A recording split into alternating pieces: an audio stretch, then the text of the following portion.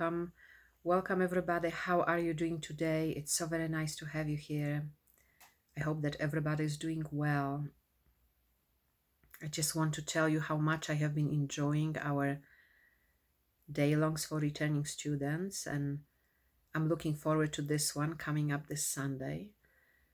You know, that opportunity for freedom is so strong right now. It is really always strong and available. And of course, you know that already.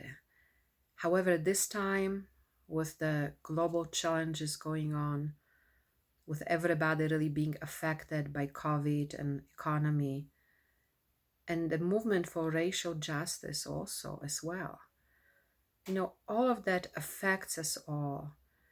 And of course, it brings us both more challenge and also more benefit. Many of us are realizing how slowing down really, you know, benefits our life as well.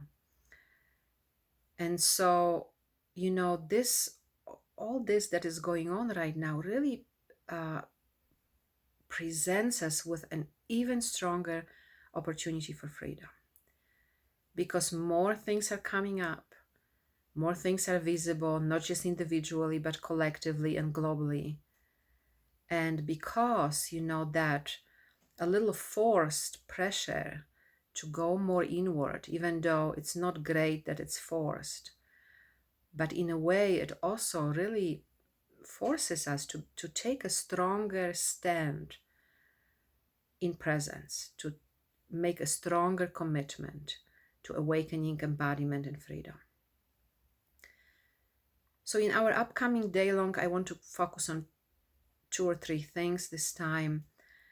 The most important is what I call finding comfort in the unknown.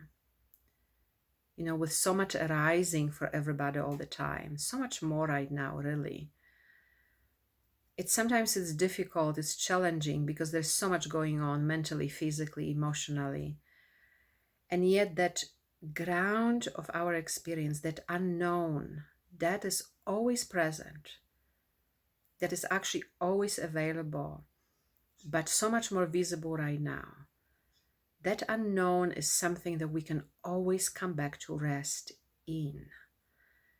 You see, it's very powerful. It's very powerful to know both that in truth, in reality, we really don't know, right, what's going to happen.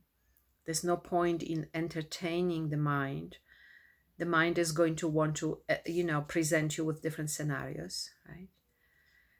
And to know that, that's first reassurance, to know this can be very, very reassuring when you know that we don't know, right? That we can rest in that.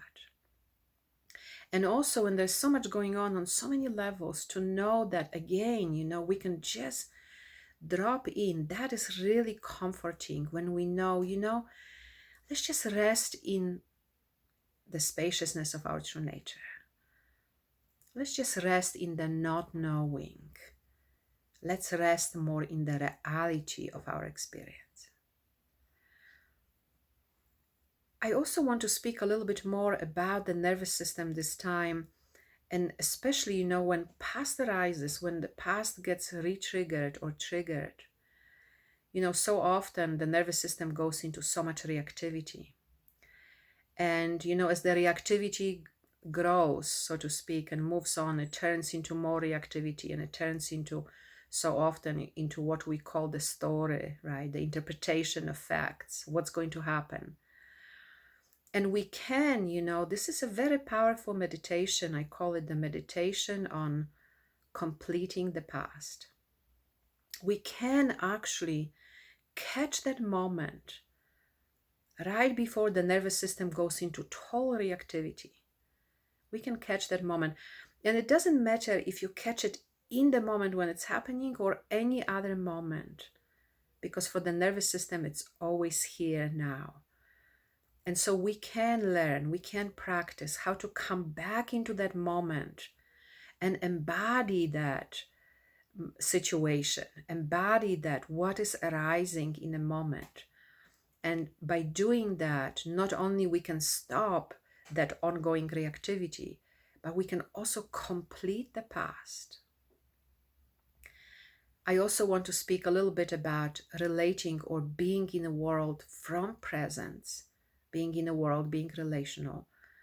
And that, of course, right now has its own, it always has its challenges, relating or being in a world. But now it has these unique challenges, both because some of us are, in a way, again, also almost forced into certain closer way of relating because of the COVID situation, and also because of social distancing. That creates, again, a whole other possible challenge in relating. So I want to hear more from you about that and how things are going for you in that area. And also really to explore together more deeply, what does it mean really? Embodied presence. What does it mean to relate from presence? What does it mean to embody presence as we are relational and as we are relational in the world, or connecting or acting or being, active in the world. So I'm very much looking forward to our time together. And again, if you are enjoying this video or enjoying any of my videos, please subscribe to us on YouTube. And I'm very much looking forward to our time.